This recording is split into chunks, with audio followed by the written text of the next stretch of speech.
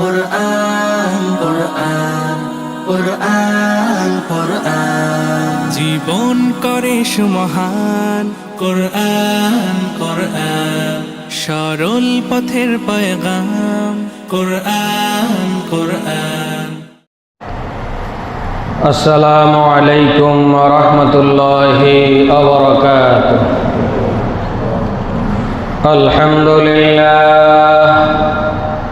আলহামদুলিল্লাহ নাহমাদুহু ওয়া নাস্তাঈনুহু ওয়া নাস্তাগফিরুহু ওয়া নাউযু বিল্লাহি মিন শুরুরি আনফুসিনা ওয়া মিন সাইয়্যাতি আ'মালিনা।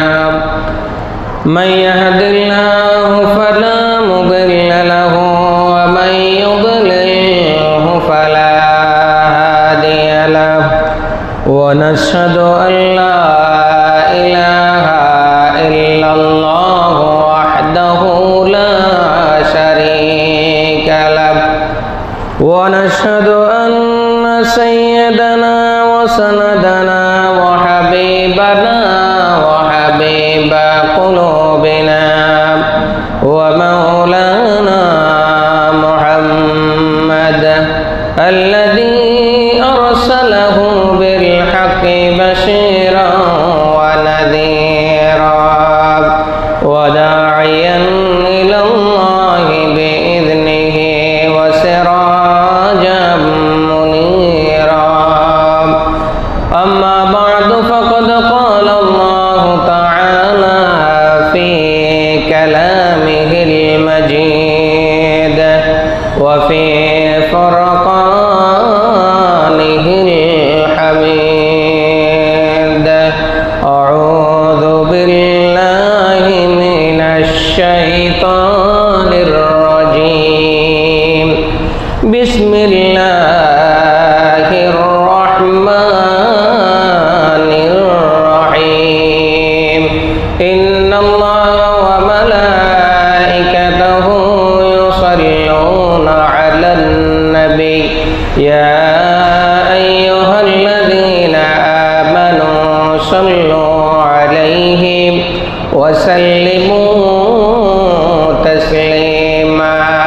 درود شريف পড়ে اللهم صل على سيدنا محمد وعلى آل محمد كما صليت على إبراهيم وعلى آل إبراهيم إنك حميد مجيد. اللهم بارك على محمد وعلى آل محمد كما باركت على إبراهيم وعلى آل إبراهيم إنك حميد مجيد. মুআজ্জাজ মুসল্লিয়ানে কিরাম, সম্মানিত উলামায়ে কিরাম, তুলাবায়ে ইজাম, ইসলাম প্রিয় আল্লাহ প্রিয় দিনদার ভাইয়েরা, পর্দার আড়ালের মা ও বোনেরা, মহান রবের দরবারে শুকর গুজার করছি যেই মহান রব্বুল ইজ্জত আমাদেরকে সপ্তাহের শ্রেষ্ঠতম দিন, পবিত্রতম দিন জুমার দিনে আল্লাহ তাআলার ঘরে সবার আগে আগে আসার জন্য, বসার জন্য সুযোগ করে দিয়েছেন। সেই মহান রবের দরবারে প্রাণ খুলে, জবান খুলে, উচ্চ সুরে অত্যন্ত আনন্দ চিত্তে কালিমাতু শুকর আদায় করছি। সবাই সেই মহান রবের দরবারে পাঠ করছি কালিমাতু শুকর, আলহামদুলিল্লাহ। মুআজ্জাজ মুসল্লিয়ানে কেরাম, আমরা ধারাবাহিকভাবে পবিত্র হজের উপরে আমরা আলোচনা পেশ করছিলাম। পূর্বের জুমাগুলোতে আমরা প্রথম জুমায় বাইতুল্লাহর শ্রেষ্ঠত্ব এবং মর্যাদা নিয়ে আলোচনা শুনেছি। পরবর্তী জুমায় হজের পরিচয়, প্রকারভেদ, কোন হজ করাটা আমাদের জন্য উত্তম, এই বিষয়ে আমরা বিস্তারিতভাবে আলোচনা শুনেছি। আজকে আমাদের আলোচ্য বিষয় হজ যাদের উপরে ফরজ হয়েছে এই সমস্ত ব্যক্তিরা যারা হজ পালন করলে আল্লাহ রাব্বুল আলামিন তাদেরকে কি পুরস্কার দিবেন, কি প্রতিদান দিবেন। আর যদি কেউ হজ ফরজ হওয়া সত্ত্বেও হজ আদায় না করে তাহলে তার পরিণাম কি হবে, পরিণতি কি হবে, এ বিষয়ে আমরা আলোচনা শুনব। আজকে আমাদের আলোচ্য বিষয় হজ পালনের পুরস্কার এবং প্রাপ্তি, অনাদায়ের ভয়াবহ শাস্তি এবং পরিণাম, এ বিষয়ে আমরা আলোচনা শুনব। আল্লাহ তাআলা আমাদেরকে মনোযোগ দিয়ে আলোচনা শোনার জন্য সুযোগ করে দেন। সবাই বলি আমিন। প্রিয় ভাইরা আমার, প্রিয় ভাইরা আমার, হজ আল্লাহ তাআলার পক্ষ থেকে একটি অত্যন্ত গুরুত্বপূর্ণ ইবাদত, যেই ইবাদতের মধ্যে অর্থ জড়িত আছে, যেই ইবাদতের মধ্যে শারীরিক সুস্থতা জড়িত আছে, শরীরের সক্ষমতা জড়িত আছে। নামাজের ক্ষেত্রে অর্থের প্রয়োজন নাই, কিন্তু শারীরিক সক্ষমতা প্রয়োজন। রোজার ক্ষেত্রে অর্থের প্রয়োজন নাই, কিন্তু শারীরিক সক্ষমতা প্রয়োজন। যাকাতের ক্ষেত্রে শারীরিক সক্ষমতার প্রয়োজন নাই, অর্থের প্রয়োজন। ঠিক এইরকম ভাবে আল্লাহ তাআলা যতগুলো ইবাদত আমাদের জন্য বরাদ্দ করে দিয়েছেন, কোনোটি অর্থের সাথে জড়িত, কোনোটি শারীরিক সুস্থতার সাথে জড়িত, কিন্তু হজ এমন একটি ইবাদত যে ইবাদতটি অর্থ এবং শরীরের সুস্থতা দুটার সাথেই আল্লাহ তাআলা জড়িত করে দিয়েছেন। এই জন্য হজ একটি গুরুত্বপূর্ণ ইবাদত, হজ একটি কষ্টের ইবাদত, হজ একটি অত্যন্ত কষ্টসাধ্য ইবাদত, যার কারণে আল্লাহ রাব্বুল আলামিন এই হজ পালনের পুরস্কার এবং প্রাপ্তি এটা যেমনভাবে অত্যন্ত মর্যাদাপূর্ণ পুরস্কারের ঘোষণা দিয়েছেন, ঠিক অনুরূপভাবে যাদের উপরে হজ ফরজ হওয়ার পরেও হজকে দীর্ঘায়িত করছে, বিলম্বিত করছে, টাল বাহানা করে পিছিয়ে দিচ্ছে, হজটা আদায় করছে না, তাদের পরিণামটাও আল্লাহ তাআলা ভয়াবহ করে দিয়েছেন। নাউজুবিল্লাহ কোন। এই জন্য হজ যেহেতু একটি গুরুত্বপূর্ণ ইবাদত, হজ পালনের কিছু নিয়ম আছে, হজ পালনের সময় আছে, হজ পালনের কিছু নির্দিষ্ট সময়সীমা রয়েছে।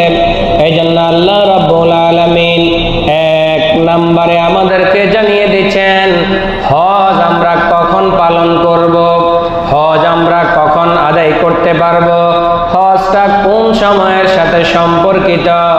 আপনি আর আমি হজ যখন মন চাইবে তখনই যাওয়া যাবে না, যখন পালন করার ইচ্ছা হবে তখনই যাওয়া যাবে না, বরং আল্লাহ রাব্বুল আলামিন যেই নির্দিষ্ট সময়সীমা দিয়েছেন, যেই নির্দিষ্ট ডেডলাইন দিয়েছেন, যেই মাসগুলোকে নির্ধারণ করে দিয়েছেন, ওই মাসগুলো ব্যতি রেখে অন্য সময়ে যাওয়ার কোনো সুযোগ নাই। আছে? অন্য সময় যাইলে হজ হবে? হজ নির্দিষ্ট সময়ের সাথে সম্পর্কিত। এই জন্য আল্লাহ তাআলা 1 নম্বর পারার 2 নম্বর সূরা সূরাতুল বাকারার 197 নম্বর আয়াতে আমাদেরকে জানিয়ে দিচ্ছেন আল হাজ্জু আশহুরুম মা'লুমাত, আল হাজ্জু আশহুরুম মা'লুমাত, ফামান ফারাদা ফীহিন্নাল হজ্জ ফালা রাফাথা ওয়ালা ফুসুকা ওয়ালা জিদালা ফিল হজ্জ ওয়ামা তাফআলু মিন খাইরিন ইয়া'লামুহুল্লাহ ওয়া তাযাওয়াদু ফাইন্না খায়রা যাদিত তাকওয়া ওয়াত্তাকুনি ইয়া উলিল আলবাব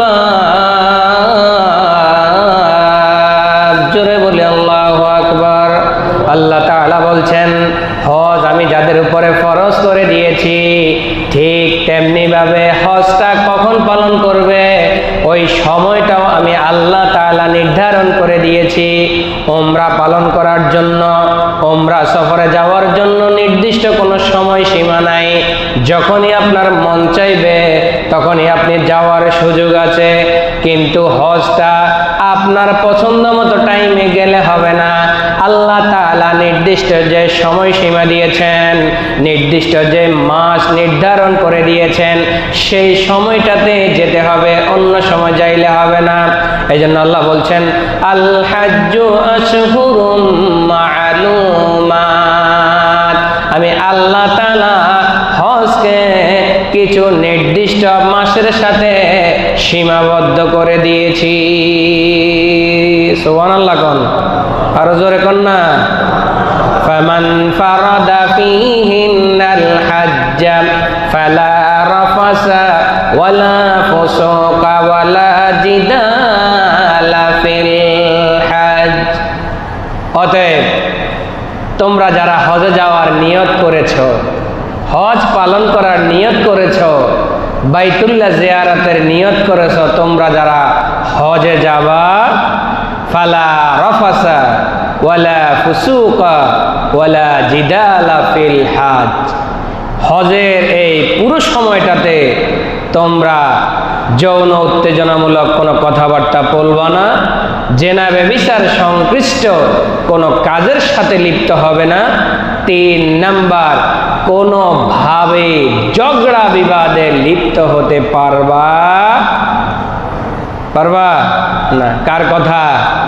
জোরে কান, কার কথা? আল্লাহ বলছেন, যারা হজে যাবার নিয়ত করছো, ঝগড়াঝাটি যা করার বাড়িতে করে থুইয়া যাবা। এই হজের সফরে কারোর সাথে ঝগড়াঝাটি করবা না। কিছু মানুষের খাসলত আছে, কিছু মানুষের বদ অভ্যাস আছে, ইচ্ছা করে পায়ের উপরে পা দিয়ে ঝগড়া করতে চায়। আপনাদের উত্তরপাড়ায় আসেনি? কন্যা আসেনি? এরকম প্রত্যেকটা সমাজে গ্রামে এরকম আছে, উদাই ঝগড়া করতে চায়। এটা না করলে তার ওই দিনটা ভালো যায় না, এরকম আছে না? এই জন্য আল্লাহ বলছেন, যারা হজে যাওয়ার নিয়ত করতেছ, তোমার যে চামড়ার মুখটা আছে এটাকে সংরক্ষণ করতে হবে, এটাকে সীমাবদ্ধ করে দিতে হবে। প্রয়োজনে যাওয়ার সময় সুপারগুলো নিয়ে যাবা, যখন বেশি লড়ে 1 ফোঁটা 2 ফোঁটা দিয়ে দিবা। তবুও কোনোভাবে কারো সাথে ঝগড়া করা যাবে না, অন্যায়ের সাথে জড়িত হওয়া যাবে না, পাপাচারের সাথে জড়িত হওয়া যাবে না। ওইখানে ফোন দিয়ে হজে গেছে, হ্যানতেও সে প্রেমিকের সাথে কথা বলে, প্রেমিকার সাথে কথা বলে, নানান ধরনের বিভিন্ন যৌন উত্তেজনামূলক কথাবার্তা বলে। তো আল্লাহ তাআলা বলছেন, যারা হজে যাবা, হজে যাওয়ার জন্য নিয়ত করছো, 3টা কাজ ওইখানে যায়া করতে পারবে না। অযথা অনর্থক তোমার কাম ভাব হতে পারে, যৌন উত্তেজনা আসতে পারে, এইরকম ধরনের কথাবার্তা বলতে পারবে না। 2 নম্বরে, অযথা অনর্থক অনাচার ব্যভিচার এই সমস্ত পাপ কাজের সাথে লিপ্ত হতে পারবা না। 3 নাম্বার, অযথা অনর্থক কারোর সাথে ঝগড়া বিবাদে লিপ্ত হতে পারবে না। কার কথা? জোরে কোন, কার কথা? ওয়ামা তাফআলু মিন খায়রিন ইয়ালামুহুল্লাহ। আপনাদেরকে একটা কথা জিজ্ঞেস করি, আমাকে প্রশ্নটার উত্তর জোরে দিবেন। আল্লাহর ঘর দেখতে যায়া কোন বান্দা কি অন্যায় কাজ করতে পারে? আল্লাহর ঘর দেখতে যায়া কোন বান্দা কি পাপাচারে লিপ্ত হতে পারে? আল্লাহর সাথে আল্লাহর সন্তুষ্টি অর্জন করবে যে ঘরটা ধরার জন্য, ছোঁয়ার জন্য, দেখার জন্য সারা জীবনে প্রত্যেকটা মুমিনের স্বপ্ন। ওই ব্যক্তি কি যদি প্রকৃত মুমিন হয়ে থাকে, সে ওইখানে যায় কি কারোর সাথে ঝগড়া করতে পারে? পারে না। তাহলে বুঝতে হবে ওইটা হচ্ছে কল্যাণের কাজ, ওটা হচ্ছে নেকের কাজ, ওটা হচ্ছে সওয়াবের কাজ। আল্লাহ তাআলা বলছেন, ওয়ামা তাফআলু মিন খায়রিন ইয়ালামুহুল্লাহ। তুমি তো গেছো কল্যাণের কাজ করার জন্য, তুমি তো গেছো নেকের কাজ করার জন্য, তুমি তো গেছো ওইখানে আল্লাহর পথে সময়টা ব্যয় করার জন্য, তুমি তো গেছো ওইখানে ইবাদত বন্দিগিতে সময়টা পার করার জন্য ওই সময়টাতে তুমি অন্যায় কাজ করতে পারবা না, কারোর সাথে ঝগড়া বিবাদ করতে পারবা না, কারোর সাথে ফোন দিয়ে ফুটুর ফাটুর করতে পারবা না। এই কাজ বাদ দিয়ে যদি ভালো কাজ করতে পারো, নেকের কাজ করতে পারো, কল্যাণের কাজ করতে পারো, ইয়ালামুহুল্লাহ, তোমার এই ভালো কাজের খবরটা একমাত্র কে জানেন? সুবহানাল্লাহ কোন। আল্লাহ কয় তুমি ভালো কাজের জন্য গেছো, ভালো কাজ করো। 30-35 দিন 40 দিনে সফরে গেছো, জিহ্বাটারে একটু বন্ধ করো, মোবাইল ফোনটা একটু কম চালাও। ওইখানে গেলে হাই রে মোবাইল, কাবাগর ধরতে যায়, হ্যাঁ না ভিডিও ফোন দেয়, হজরে আসওয়াদ চুমা দিতে যায়, হ্যাঁ না ভিডিও ফোন দেয়। তো আপনি তো ভিডিও যখন উপরে দেখেন, আপনার বউটা মানুষে দেখতে আসে না, পরে কথা কয় না, দেখে কিনে? আমরা তো দেখছি এরকম, হেই কাবাগরে চুমা দিবে, হের বউরে ভিডিও ফোন দিছে। তো তোমার বউরে যে পিছন থেকে 100 জনে দেখতে আসে, পর্দা লঙ্ঘিত হচ্ছে কি হচ্ছে না? ওরে জোরে কন্যা হচ্ছে কি হচ্ছে না?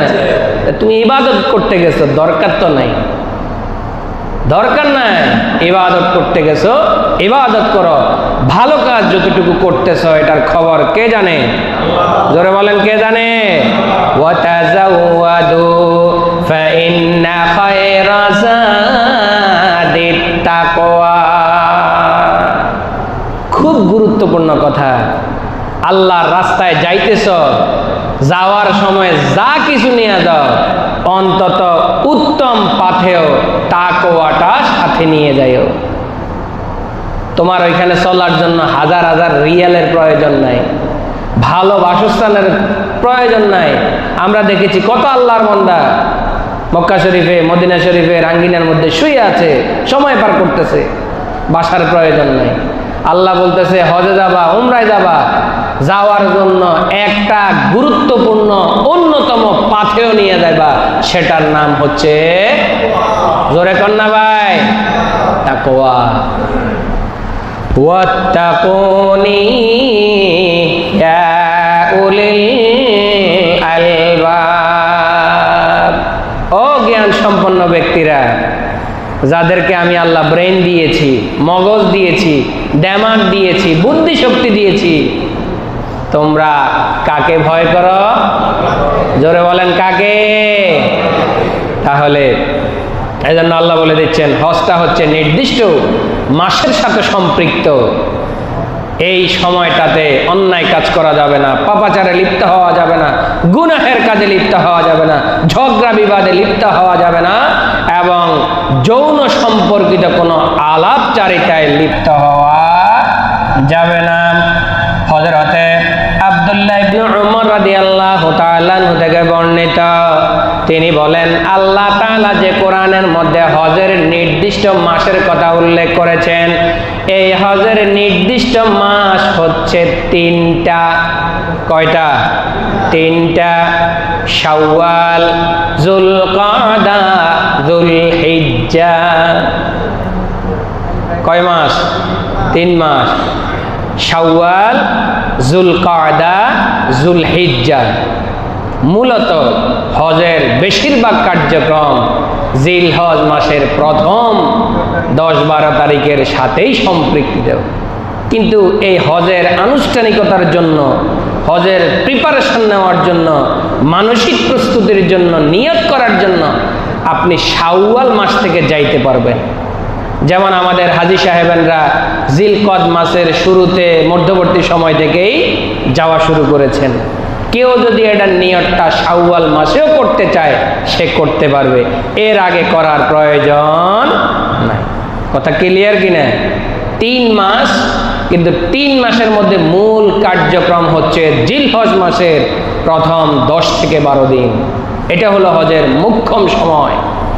এই জন্য আমাদেরকে, যাদেরকে আল্লাহ তাআলা সুযোগ করে দিয়েছেন বা আগামীতে যাওয়ার সুযোগ করে দিবেন, আমরা যেন যারা ভালো জানেন, যারা ইসলামিক স্কলার, তাদের সাথে কথা বলে আমরা যেন এই ব্যাপারগুলো জেনে নেই।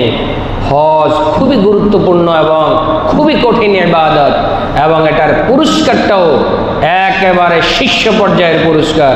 অতএব এ বিষয়ে আমাদেরকে জানাশোনা এবং আমাদেরকে পড়ালেখা করে তারপরে যেন আমরা যাইতে পারি, আল্লাহ তাআলা আমাদেরকে সুযোগ করে দেন। সবাই বলি আমিন। প্রিয় ভাইয়েরা আমার, 2 নম্বরে আল্লাহ রাব্বুল আলামিন আমাদেরকে জানিয়ে দিচ্ছেন, তোমাদের উপরে যাদেরকে আমি আল্লাহ তাআলা হজ ফরজ করে দিয়েছি, এই ফরজটা তোমরা কার জন্য পালন করবা, কার জন্য তোমরা আদায় করবা, এই হজটা তোমরা কাকে উদ্দেশ্য করে পালন করবা। আল্লাহ রাব্বুল আলামিন 1 নম্বর পারার 2 নম্বর সূরা সূরাতুল বাকারার 196 নম্বর আয়াতে আমাদেরকে জানিয়ে দিচ্ছেন, ওয়া আতিমুল হাজ্জা ওয়াল উমরা ওয়া আতিমুল হাজ্জা ওয়াল উমরাতা লিল্লাহ। সুবহানাল্লাহ কোন, জোরে কোন না ভাই। হজ এবং উমরা একমাত্র, শুধুমাত্র, কেবলমাত্র কার জন্য? আরো জোরে বলেন আল্লাহর নাম। কার জন্য? আমার কথা না, কোরআনের কথা। আল্লাহ বলছেন, ওয়া আতিমুল হাজ্জা ওয়াল উমরাতা লিল্লাহ। তোমরা নামের আগে দিয়ে আল হাজ লাগানোর জন্য, নামের আগে দিয়ে হাজী সাহেব লাগানোর জন্য, মেয়র নির্বাচন করবা, নির্বাচনের আগে দিয়ে হজে যাওয়া যায়। নানান ধরনের যে দুনিয়াবি চিন্তা চেতনা, দুনিয়াবি কলা কৌশল, রাজনৈতিক মাইরফেস, সামাজিক মাইরফেস এবং তোমার নিজের শান শৌকতের জন্য এই রকম কোনো ধরনের চিন্তা করা যাবে না। হজ এবং উমরার একমাত্র উদ্দেশ্য কার জন্য হতে হবে? আরো জোরে।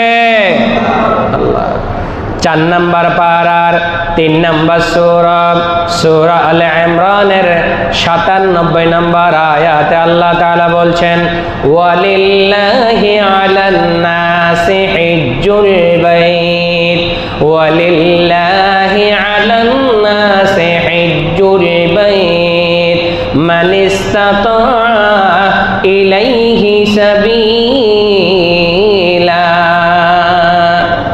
আমি আল্লাহ তাআলা যাদেরকে সম্পদ দিয়েছি, অর্থ দিয়েছি, বাইতুল্লাহ যাওয়ার পর্যন্ত সক্ষমতা আছে, সে যাবে।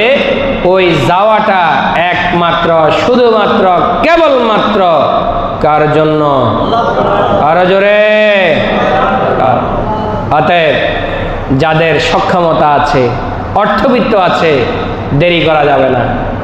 আগের জুমায় বলেছি, নিজের প্র্যাকটিসিং এবং নিজের অভিজ্ঞতা, যুবক বয়স ছাড়া, 50-55 ভিতরে ছাড়া এই ইবাদত করা অত্যন্ত কঠিন।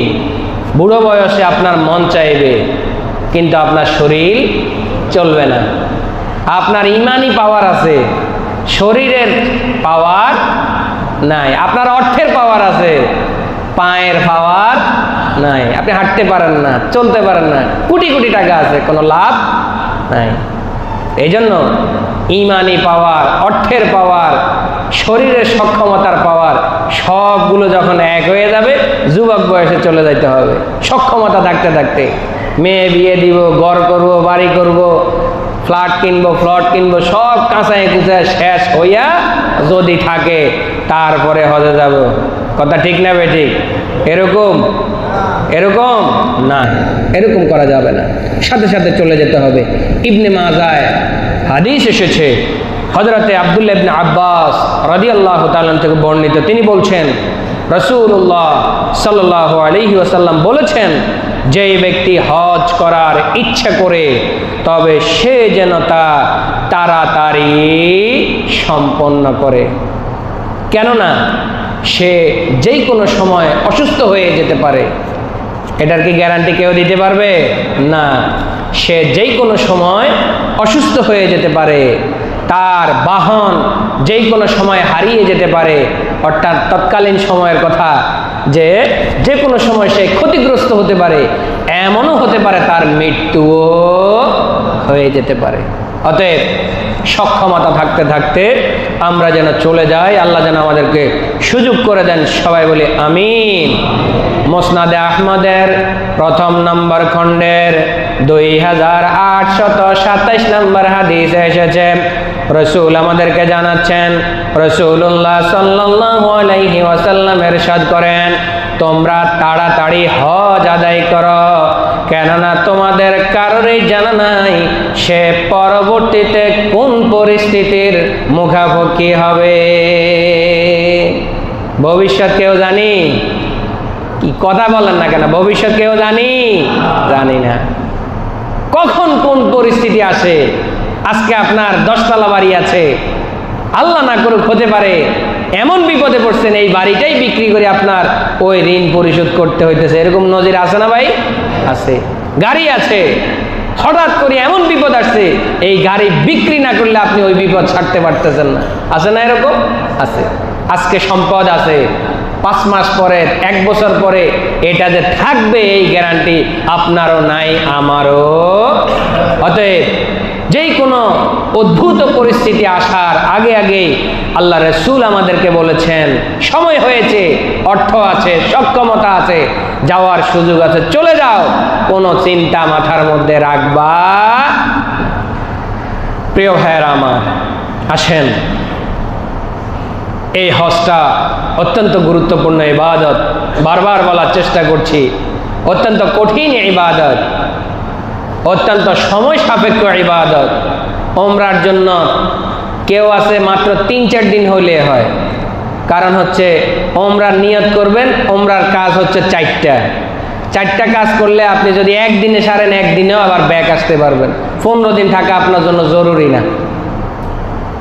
কথা বুঝতে পারছেন কিনা? এহরাম বানবেন, তাওয়াফ করবেন, সাই করবেন, হলক করবেন, 4 কাজ শেষ, উমরার কাজ শেষ। এটা একদিনেই সম্ভব, কিন্তু হজ আপনার একদিনে সম্ভব না। প্রত্যেকটা জিল হজ মাসের প্রতিটা তারিখের সাথে কিছু না কিছু কাজ আমাদের সাথে, আপনাদের সাথে আল্লাহ তাআলা জড়িয়ে দিয়েছেন। সুবহানাল্লাহ বলেন। এই জন্য হজটা সময় সাপেক্ষ। প্রিয় ভাইয়েরা আমার, এই সময় সাপেক্ষ ইবাদত, এই কষ্টসাধ্য ইবাদত, 30-40 দিন বাড়ি থেকে দূরে থাকা, এইরকম ফ্যামিলি পরিবার থেকে দূরে থাকা অত্যন্ত কষ্টসাধ্য বিষয়। এই ইবাদতটা আমরা যারা করতে পারবো, আল্লাহ রাব্বুল আলামিন যদি আমাদের উপরে খুশি হয়ে যান, রাসূল যদি আমাদের প্রতি খুশি হয়ে যান, তো এই হজ পালন করলে আল্লাহ তাআলা আমাদের জন্য কি বরাদ্দ রেখেছেন, কি পুরস্কার রেখেছেন, কি প্রাপ্তি রেখেছেন, আসুন সেটা আমরা শুনে আসি। বুখারী শরীফের প্রথম নম্বর খণ্ডের 206 নম্বর পৃষ্ঠার 1521 নম্বর হাদিসে এসেছে, রাসূল বলেছেন, আন আবি হুরায়রা রাদিয়াল্লাহু তাআলা আনহু قال, খুব মনোযোগ দিয়ে শুনবেন, খুব মনোযোগ দিয়ে শুনবেন।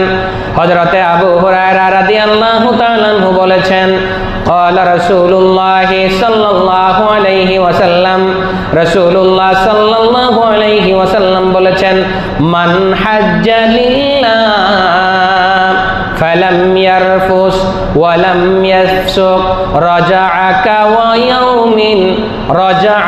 ইয়াউমিন ওয়ালাদাতুহু উম্মুহু। নারায়ে তাকবীর! আরো জোরে কোন নারায়ে তাকবীর! আল্লাহ রাসূল সাল্লাল্লাহু আলাইহি ওয়াসাল্লাম হাদিসে বর্ণনা করেছেন, রাসূল বলেছেন, যে ব্যক্তি কার জন্য হজ করলো, দেখছেন অনেকগুলো শর্ত আছে, হজটা কার জন্য? আল্লাহর জন্য। যে ব্যক্তি আল্লাহ তাআলার জন্য হজ করলো, ফালাম ইয়াফসুক, ওইখানে যাওয়ার পরে অন্যায়ের সাথে লিপ্ত হয় নাই, পাপাচারের সাথে লিপ্ত হয় নাই, গুনাহের কাজের সাথে লিপ্ত হয় নাই, ওয়ালাম ইয়ারফাস, বেবিচার সংশ্লিষ্ট কোনো কথাবার্তার সাথে জড়িত হয় নাই, যেটা আগে বলেছি। এই সমস্ত কাজগুলোর সাথে জড়িত না হয়ে আল্লাহর কোন বান্দা যদি একমাত্র কেবলমাত্র আমি আল্লাহ তাআলার সন্তুষ্টির জন্য হজ করে, তো আমি আল্লাহ তাআলা তার 1 নাম্বার পুরস্কার ঘোষণা করছি, হজটা পালন করার সাথে সাথে একজন নবজাতক শিশু দুনিয়াতে আগমন করার পরে তার শরীরে যেই রকম গুনাহ থাকে না, যেই রকম ভাবে পাপ থাকে না, ওই হজটা যদি আল্লাহ কবুল করে নেন, মনে করতে হবে ওই ব্যক্তিটাকে তার মা যেন এই মুহূর্তে দুনিয়ায় আগমন করিয়েছে।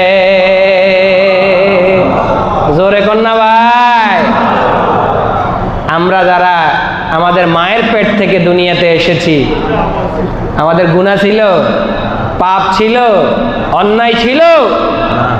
রাসূল বলেছেন, আল্লাহর কোন বান্দা যদি অন্যায় জাতীয় কথাবার্তার সাথে লিপ্ত না হয়, পাপাচারের সাথে লিপ্ত না হয়, গুনাহের কাজের সাথে লিপ্ত না হয়ে পুরা হজের কাজগুলোকে দুনিয়াবি কোনো স্বার্থ নয়, মানুষের সামনে প্রচারের জন্য নয়, মানুষকে দেখানোর জন্য নয়, কেবলমাত্র একমাত্র আমি আল্লাহ তাআলার সন্তুষ্টির জন্য হজ পালন করেছে, যেই দিন তার হজের কার্যক্রমটা শেষ হয়েছে, তো আমি আল্লাহ তাআলা ওই দিন তার মা যেভাবে তাকে দুনিয়াতে বেগুনা অবস্থায় প্রসব করিয়েছে, মনে হয় যেন আমি ওই দিন তাকে তার মায়ের গর্ভ থেকে দুনিয়ায় আগমন করিয়েছি। পুরস্কারটা ছোট না অনেক বড়? জোরে কন্যা, ছোট না অনেক বড়? আমরা যারা আছি আমাদের গুনাহ আছে না নাই? পাপ আছে না নাই? অন্যায় আছে না নাই? জুলুম কম বেশি আছে না নাই? কিন্তু এত গুনার সাগর নিয়ে, পাহাড় নিয়ে যদি আমি এই কাজগুলো বাদ দিয়ে আল্লাহর সন্তুষ্টির জন্য হজটা করতে পারি, রাসূল বলছেন মনে হয় যেন তোমাকে তোমার মা ওই হজ পালন করার শেষ করা মাত্রই তোমাকে নতুন করে দুনিয়াতে জন্মদান করেছে। নাসাই শরীফে হাদিস এসেছে, হাদিসটা বুঝছেন নি? যে হাদিসটা বলছি হাদিসটা বুঝছেন কিনা? নাসাই শরীফে হাদিস এসেছে, 3 নম্বর খণ্ডের 242 নম্বর পৃষ্ঠায় হাদিস এসেছে। হযরতে আবু হুরায়রা রাদিয়াল্লাহু তাআলা আনহু থেকে বর্ণিত, তিনি বলেন, ক্বালা রাসূলুল্লাহি সাল্লাল্লাহু আলাইহি ওয়াসাল্লাম, আল হাজ্জুল মাবরুর, আল হাজ্জুল মাবরুর লাইসা লাহুল জাযাউ ইল্লাল জান্নাহ। আল্লাহু আকবার, আরো জোরে আল্লাহু আকবার। রাসূল বলেছেন, আল্লাহর কোন বান্দা যদি আল্লাহর সন্তুষ্টির জন্য হজ পালন করতে পারে, অন্যায়ের সাথে লিপ্ত নাই, পাপাচারের সাথে লিপ্ত নাই, গুনাহের সাথে লিপ্ত নাই, ঝগড়া বিবাদের সাথে লিপ্ত না হয়ে আল্লাহর কোন বান্দা যদি আমার জন্য হজটা পালন করতে পারে, তো আমি এই আল্লাহ তাআলার, আমি আল্লাহর ওই বান্দাকে, আমি তাকে এই হজ পালন করার বিনিময়ে তার সমস্ত জিন্দেগীর গুনাহ খাতা মাফ করে তাকে জাহান্নাম থেকে মুক্ত করে দিয়ে সরাসরি জান্নাত দিয়ে দিব। নারায়ে তাকবীর। এখন বর্তমানে যেই বাসগুলো আছে হাজীদেরকে বহন করে, আপনারা দেখবেন, আমরা দেখেছি, এই হাদিসটা লেখা আছে প্রত্যেকটা বাসের মধ্যে, প্রত্যেকটা বাসের মধ্যে এই হাদিসটা লেখা আছে, যার হজটা আল্লাহ কবুল করে নেবে তার একমাত্র প্রতিদান হচ্ছে, বলেন কি? আরো জোরে কোন কি? প্রত্যেকটা বাসের মধ্যে আছে। আর ওইখানকার বাসগুলো এত সুন্দর, বিশেষ করে অনেক কালার আছে, আমার সাদা কালারটা অনেক পছন্দ, এত সুন্দর লাগে। যদি নিয়ে আসতে পারতাম একটা, আমার তো ক্ষমতা নাই, এত সুন্দর। মানে এই স্টাইলের বাস আপনার বাংলার জমিনে আছে কিনা সন্দেহ আছে, এত সুন্দর, এত সুন্দর। এই প্রত্যেকটা বাসের ভিতরে আপনারা যারা সোশ্যাল মিডিয়ায় যুক্ত আছেন আমার কথাটা যাচাই করবেন, প্রত্যেকটা বাসের মধ্যে এখন এই হাদিসটা লেখা আছে আরবিতে, যেহেতু বাংলা তো এখানে নাই, আরবি তাদের ভাষা আর ইংলিশটা হলো আন্তর্জাতিক ভাষা। আরবি লেখা আছে, নিচে ইংলিশ লেখা আছে।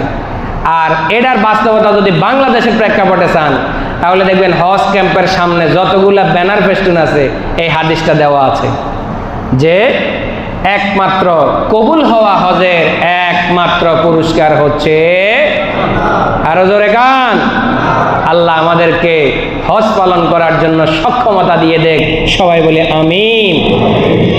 তিরমিজি শরীফের 3 নম্বর খণ্ডের 175 নম্বর পৃষ্ঠা, নাসাই শরীফের 2 নম্বর খণ্ডের 263 নম্বর হাদিসে এসেছে, হযরতে আব্দুল্লাহ ইবনে মাসউদ রাদিয়াল্লাহু তাআলা আনহু বলছেন, ক্বালা রাসূলুল্লাহ সাল্লাল্লাহু আলাইহি ওয়াসাল্লাম, রাসূলুল্লাহ সাল্লাল্লাহু আলাইহি ওয়াসাল্লাম বলেছেন, তাবিউ বাইনাল হজ্জি ওয়াল উমরা। হজ পালন করতে গেলে মানুষ উমরা করে কি করে না? করে। রাসূল বলছেন, তাবিউ বাইনাল হজ্জি ওয়াল উমরা, তোমরা হজ এবং উমরা যখন হজের সফরে যাবা, হজ এবং উমরা নিয়মতান্ত্রিকভাবে করো। তো এটা যদি করতে পারো তোমার পুরস্কারটা কি? فإنهما ينفيان الفقر والذنوب। এই হজটা যদি তুমি আল্লাহর জন্য করতে পারো, এই হজটা যদি তোমার পক্ষ থেকে আল্লাহর দরবারে কবুল হয়ে যায়, তাহলে এই হজটা তোমার কাছ থেকে যত গুনাহ আছে এবং তোমার কাছ থেকে যত দারিদ্রতা আছে, এই দারিদ্রতা এবং যত গুনাহ, সমস্ত গুনাহটা এই হজের কারণে আল্লাহ তাআলা দূর করে দিবে। আয় হায় রে, কাদেরকে নিয়ে কথা বলতেছে একটু জোরে বলেন না। রাসূল বুঝাই দিচ্ছেন কিভাবে তোমার দরিদ্রতা এবং তোমার গুনাহ কিভাবে বের হবে সেটাও জেনে নাও। কামা ইয়ানফিল কির, কামা ইয়ানফিল কিরু খাবজাল হাদিদি ওয়াল যাহাবি ওয়াল ফিদ্দা। যেমনি ভাবে একজন কামার আপনাদের দায় ছুরিতে চাকুতে যখন ঝং ধরে, আমরা কামারের কাছে নেই কি নেই না? জোরে বলেন, নেই কি নেই না? স্বর্ণ রূপোর মধ্যে যদি কোনো ময়লা থাকে, খুঁত থাকে, এগুলা বের করার জন্য কর্মকারের কাছে নেই কি নেই না? রাসূল বুঝিয়ে দিচ্ছেন, একজন কর্মকার, একজন যে দাসুরি বানায়, আমি আর আপনি যখন ওটার ঝংটা দূর করার জন্য তার কাছে নিয়ে যাই, তখন সে আগুনের মধ্যে একটু গরম করে 2-3টা ডলা দিলে যেরকম ভাবে ওই ময়লাটা সরে যায়, একজন কর্মকার স্বর্ণকে যেভাবে গরম পানিতে উতরিয়ে তার ময়লাটাকে একদম নিখুঁতভাবে বের করে দেয়, আল্লাহর কোন বান্দা যদি হজ করে আর সেই হজটা যদি কবুল হয়ে যায়, ওই কর্মকার যেভাবে তার দাও শ্রেণী থেকে ঝংটা দূরীভূত করে দেয়, তেমনি ভাবে আমি আল্লাহ তাআলা ওই মানুষের দারিদ্রতা এবং গুনাহগুলোকে ওই কর্মকারের মতো বের করে দেয়। নারায়ে তাকবীর। এই হাদিসের শেষ অংশে বলা হয়েছে, ওয়ালাইসা লিল হাজ্জাতুল মাবরুর লাইসা লাহুল জাযাউ ইল্লাল জান্নাহ। কবুল হওয়া হজের, মাকবুল হওয়া হজের, আল্লাহর জন্য পালন করা হজের একমাত্র পুরস্কারের নাম হচ্ছে, জোরে কান। আর কিভাবে রাসূল বুঝাবে আমাদেরকে? বুখারী শরীফের 2 নম্বর খণ্ডের 629 নম্বর পৃষ্ঠায় হাদিস এসেছে, রাসূল বলেছেন, আল্লাহর কোন বান্দা যদি একবার উমরা আদায় করার পর দ্বিতীয়বার উমরা করা পর্যন্ত মাঝখানে যতগুলো গুনাহ করে, ওই গুনাহগুলো আল্লাহ তাআলা দ্বিতীয় উমরা পালন করার মধ্যবর্তী সময়ের সমস্ত গুনাহ আল্লাহ মাফ করে দেয়। আর যে ব্যক্তি হজ করবে, সেটা যদি আল্লাহ তাআলা কবুল করে নেন, ওই কবুল হওয়া হজের একমাত্র পুরস্কারের নাম, আরো জোরে, অসংখ্য অসংখ্য হাদিস আছে, আরেকটা বলে শেষ করছি। বুখারী শরীফের 3 নম্বর খণ্ডের 69 নম্বর পৃষ্ঠার 1519 নম্বর হাদিসে এসেছে, হযরতে আবু হুরায়রা রাদিয়াল্লাহু তাআলা আনহু থেকে বর্ণিত, তিনি বলেন, ক্বালা সুইলা রাসূলুল্লাহ সাল্লাল্লাহু আলাইহি ওয়াসাল্লাম, এক ব্যক্তি রাসূলুল্লাহ সাল্লাল্লাহু আলাইহি ওয়াসাল্লামকে জিজ্ঞেস করলেন, আইয়ুল আমালি আফদল, আল্লাহ তাআলার কাছে সবচেয়ে উত্তম আমল কোনটি? রাসূল বলেছেন, আল ঈমানু বিল্লাহি ওয়া রাসূলিহি, আল্লাহ এবং তার রাসূলের প্রতি ঈমান আনা। কাইলা সুম্মা মাযা, এরপরে জিজ্ঞেস করা হলো কোনটা উত্তম আমল? রাসূল বলছেন, আল জিহাদু ফি সাবিলিল্লাহ, ইসলামকে পৃথিবীর বুকে পথ করে কালিমার পতাকা উড়ানোর জন্য জিহাদ করা হচ্ছে দ্বিতীয় নম্বর সর্বোত্তম ইবাদত। কাইলা সুম্মা মাযা, এরপর কি ইয়া রাসূলুল্লাহ? রাসূল বলছেন, আল হাজ্জুল মাবরুর, আল্লাহ তাআলার কাছে শ্রেষ্ঠতম অন্যতম আরেকটা আমলের নাম হচ্ছে কবুল হওয়া হজ। কি হওয়া হজ? কবুল হওয়া হজ। স্পষ্ট শব্দ, হাজ্জুল মাবরুর, লোক দেখানো হজ না, কাউন্সিলরের হজ না, মেয়রের হজ না, হাজী সাহেব আল্লাহের হজ না, কবুল হওয়া হজ। যে হজটা কে কবুল করবেন? আল্লাহ। এই কবুল হওয়া হজের পুরস্কার একমাত্র আমরা যারা আছি আল্লাহর কাছে চাই, আল্লাহ তুমি আমাদেরকে নিজ নয়নে তোমার বাইতুল্লাহকে দেখার সুযোগ করে দাও, তোমার হাবিবকে নিজ কানে শুনিয়ে সালাম দেওয়ার সুযোগ দাও। সবাই বলে আমিন। রাজি আছি না ইনশাআল্লাহ ভাই? কারা কারা যাইতে রাজি আছি? নারায়ে তাকবীর। আল্লাহ আমাদের হাতগুলো কবুল করে নাও, আল্লাহ আল্লাহ আমাদের হাতগুলো কবুল করে নাও মালিক, আল্লাহ আমাদের হাতগুলো তুমি কবুল করে নাও। চোখের পানি ফেলা লাগবে, চোখের পানি ফেলা লাগবে, চোখের পানি ছাড়া কোনো জিনিস অর্জিত হবে না। রাসূল বলেছেন, এক ফোঁটা চোখের পানি একটা জাহান্নামের আগুন পর্যন্ত নিভিয়ে দিতে পারে। এক ফোঁটা, বালতি ভরা কান্ডা লাগবে না, বালতিয়ে বালতিয়ে চোখের পানি ফেলা লাগবে না। এক ফোঁটা চোখের পানি যদি আল্লাহর দরবারে কবুল হয়, ওই এক ফোঁটা চোখের পানির বিনিময়ে জাহান্নামের আগুন নিভে যাবে, যদি সেটা খালেজ ভাবে হয়, দিল থেকে হয়। এজন্য একটু চান না ভাই, দেখবেন আল্লাহ কখন সুযোগ করে দেবে। আমি নিজে কোনোদিন কল্পনা করি নাই, আল্লাহ দেখার সুযোগ করে দিয়েছেন। আমার মায়ের অনুভূতি আপনাদের কাছে বলেছি, আল্লাহ আমাদেরকে দেখার সুযোগ করে দিয়েছেন। সবার জন্য দোয়া করেছি, আল্লাহ যেন দোয়াগুলোকে কবুল করে নেন। সবাই বলে আমিন। প্রিয় ভাইয়েরা আমার, প্রিয় ভাইয়েরা আমার, যেই হজের পুরস্কারের বিষয়ে এতক্ষণ আলোচনা শুনলাম, যে হজটা পালন করলে আল্লাহ তাআলা পুরস্কার হিসাবে জান্নাত দিবেন, যেই হজটা কবুল হয়ে গেলে আল্লাহ তাআলা তার বিনিময়ে জান্নাত দিবেন, যেই হজটা কবুল হয়ে গেলে আমাকে আপনাকে মায়ের মতো নতুন করে সন্তান ভূমিষ্ঠ হওয়ার মতো নিষ্পাপভাবে দুনিয়াতে আগমন করাবেন, যেই হজটা কবুল হয়ে গেলে কর্মকারের মতো আমার আপনার শরীর থেকে গুনাহ ঝরে যাবে, দারিদ্রতা বিমোচিত হয়ে যাবে, যেই হজটা পালন করলে আল্লাহ তাআলা খুশি হয়ে যাবেন, তার বিনিময়ে জান্নাত দিবেন, সেই হজটা যদি আল্লাহ তাআলার কোনো বান্দা আদায় না করে দুনিয়া থেকে চলে যায়, অথচ তার উপরে হজটা ফরজ ছিল, সে বিলম্বিত করে করে নাই, ইচ্ছা করে করে নাই, বিলম্ব করার কারণে করে নাই, যেনতেনভাবে সে গুরুত্ব না দিয়ে হজটা পালন করে নাই,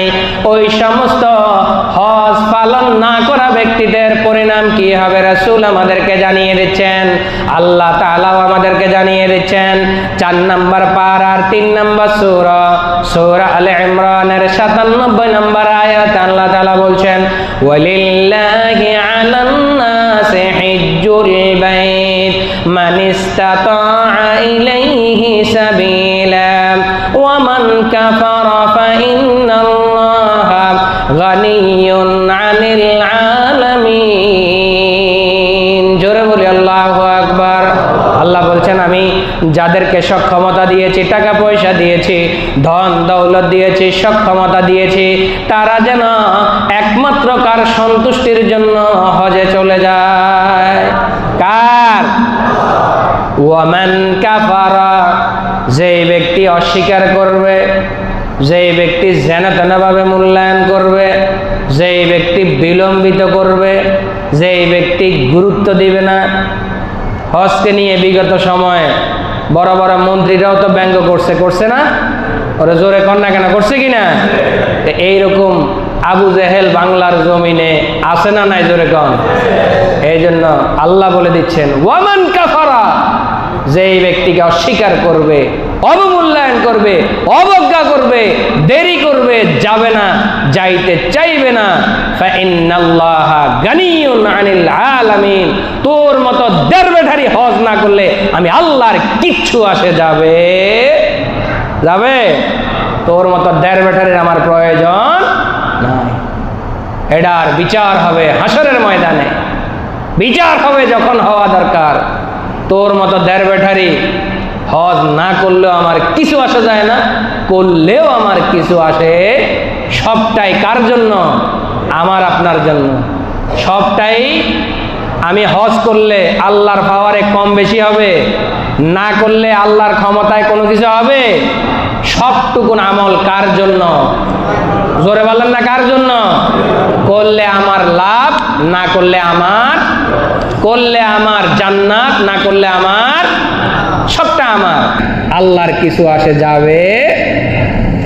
তিরমিজি শরীফে হাদিস এসেছে, হযরত আলী ইবনে আবি তালেব রাদিয়াল্লাহু তাআলা আনহু থেকে বর্ণিত, তিনি বলেন আন্নান নাবিয়্যা সাল্লাল্লাহু আলাইহি ওয়াসাল্লাম قال, রাসূলুল্লাহ সাল্লাল্লাহু আলাইহি ওয়াসাল্লাম বলেছেন, মান মালাকা যাদান ওয়া রাহিলাতান তুবাল্লিগুহু ইলা বাইতিল্লাহ, যাকে আমি আল্লাহ তাআলা সক্ষমতা দিয়েছি, অর্থবিত্ত দিয়েছি, ধন দৌলত দিয়েছি, যাওয়ার মতো পরিবেশ দিয়েছি, ওয়ালাম ইয়াহুজ্জা, অথচ সে ব্যক্তি হজ পালন করলো না, হজকে অবজ্ঞা করলো, অবমূল্যায়ন করলো, ফালা আলাইহি আইয়ামুতা ইয়াহুদিয়ান আও নাসরানিয়া, ওই ব্যক্তি যদি ইহুদি হয়ে মারা যায়, নাসারা হয়ে মারা যায়, আমি রাসূলের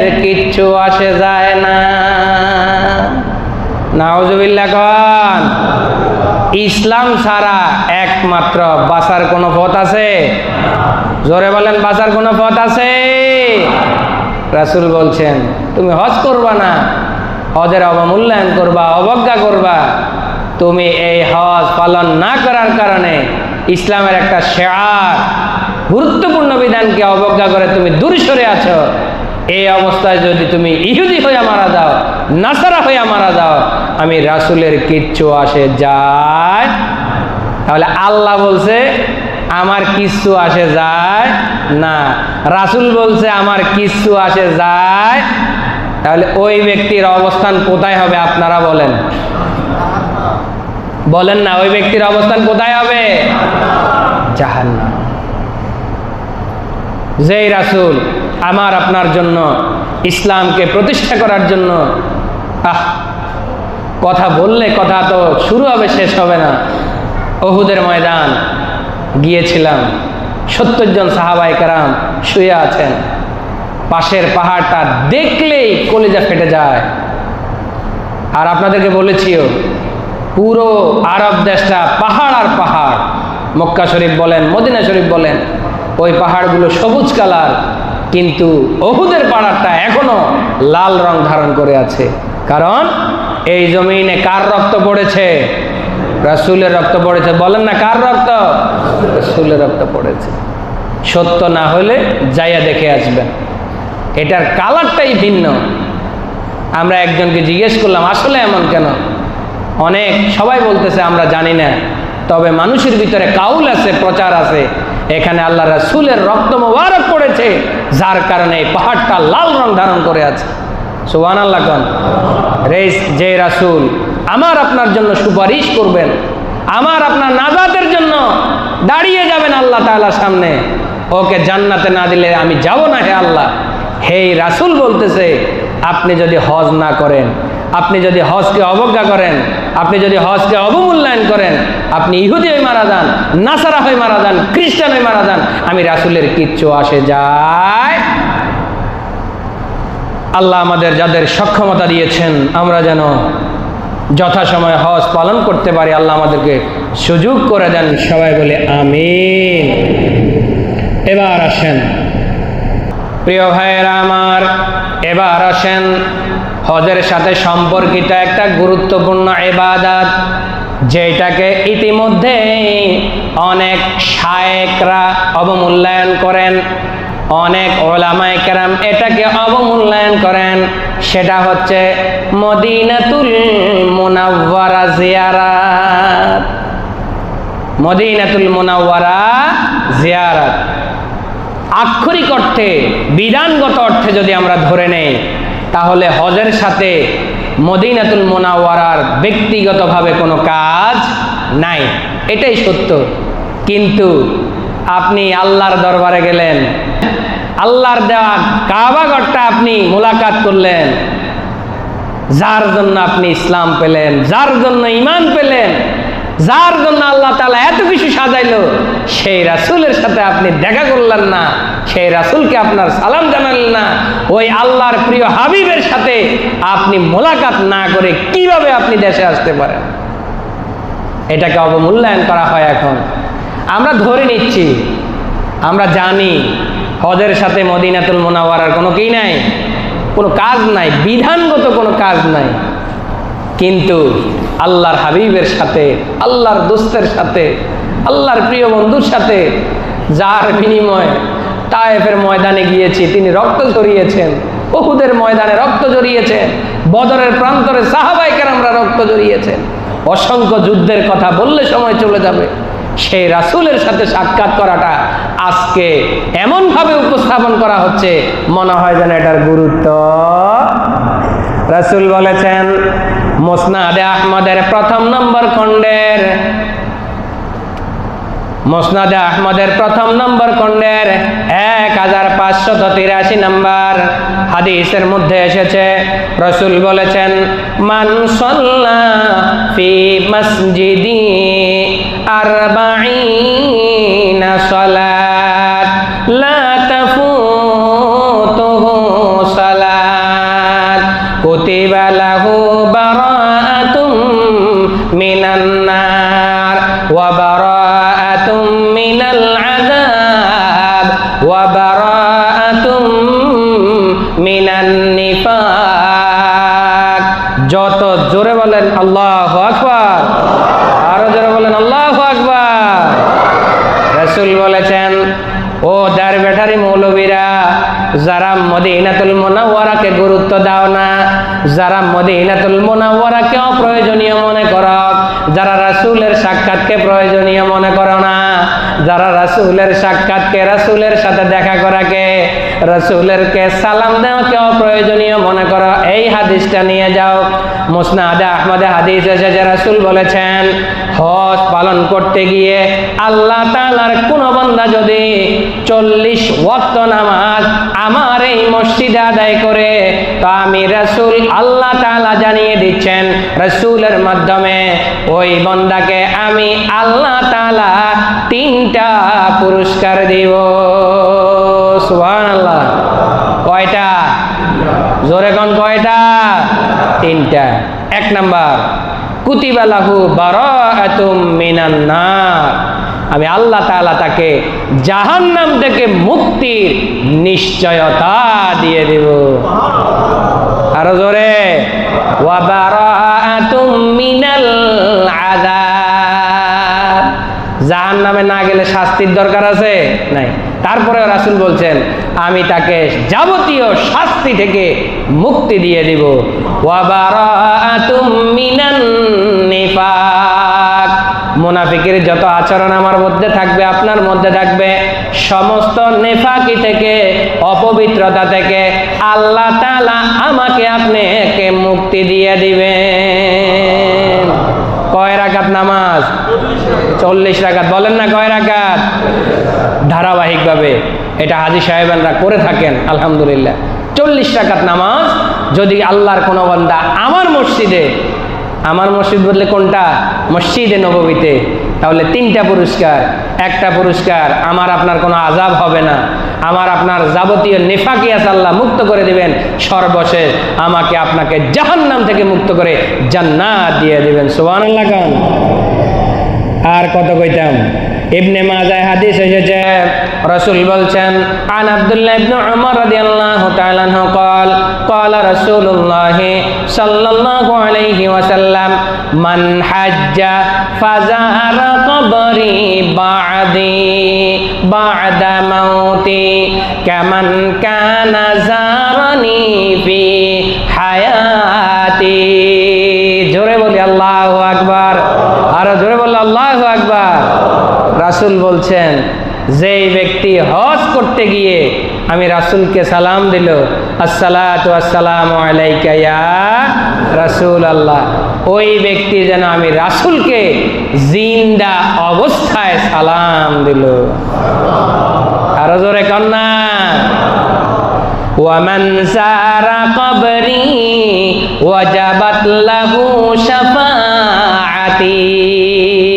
যেই ব্যক্তি আমার রওজা মুবারকটা জিয়ারত করলো, আমাকে সালাম দিল, আমি রাসূলের উপরে ওয়াজিব হয়ে যাবে আমি যেন তাকে জাহান্নাম থেকে মুক্তির সুপারিশ করি। চিল্লায় বলেন নারায়ে তাকবীর। দেখছেন এত মর্যাদা, এরপরেও প্রয়োজন নাই। সর্বশেষ বুখারী শরীফের 2 নম্বর খণ্ডের 1090 নম্বর পৃষ্ঠায় হাদিস আছে, রাসূল বলেছেন, মা বাইনা বাইতি ওয়া মিম্বারি রাওযাতুম মিন রিয়াযিল জান্নাহ ওয়া মিম্বারি আলা হাউদি। রাসূল বলছেন, আমার ঘর এবং আমার মিম্বার, বর্তমানে রাসূল যেখানে শায়িত আছেন সেটাই ওনার ঘর। এই ঘর এবং মিম্বার যেখানে ইমাম সাহেবরা খুতবা দেয়, এই 2 জায়গার মধ্যবর্তী যে জায়গাটুকু আছে, এই জায়গাটুকু আল্লাহ তাআলা দুনিয়ার জান্নাত হিসেবে ঘোষণা দিয়েছেন। দুনিয়ার জান্নাত আমরা দেখতে চাই না? জোরে বলেন না, চাই কিনা? 15 রিয়াল দিয়ে ঢুকছি, রেজিস্ট্রেশন করে 15 রিয়াল রাখছে। এরপরে বিশাল লম্বা সিরিয়াল, 5 মিনিটের বেশি থাকতে দেয় না। 2 রাকাত 4 রাকাত নামাজ কোনো রকম পড়বেন, ওইখানে যারা থাকে ওরা বোঝে যে আপনি চোখের পানি ফেলবেন, কান্না করবেন, কিন্তু আপনার আবেগ যেরকম আছে ওইখানে আরো একদল বসে আছে এখানে আসার জন্য, তাদেরও আবেগ আছে। ওরা কেমনে জানি টাইমটা ফিট করে, একদম 5 থেকে 7 মিনিট হইতে দেরি আপনার বগলের নিচে দিয়ে হাত দিয়ে উঠাই দিবে আপনারে। তাহলে এইরকম একটা জায়গা কোথায় অবস্থিত? জোরে বলেন না কোথায়? মসজিদে নববীতে। রাসূলের রওজা মুবারক এবং মিম্বার, এই 2টার মধ্যবর্তী স্থান হচ্ছে দুনিয়ার জান্নাত। সুবহানাল্লাহ কোন। এগুলো দেখা ছাড়া একজন মুমিন রাসূলকে সালাম না দিয়ে, রাসূলের রওজা মুবারকে জিয়ারত না করে একজন মুমিন আসা কি সম্ভব? বলেন না ভাই, সম্ভব? বলেন না ভাই, সম্ভব? আপনার বন্ধুর বাড়িতে গেলেন, আপনি বন্ধুর সাথে দেখা করলেন না, চলে আসলেন, এটা কি সৌজন্যতার মধ্যে পড়ে? ভদ্রতার মধ্যে পড়ে?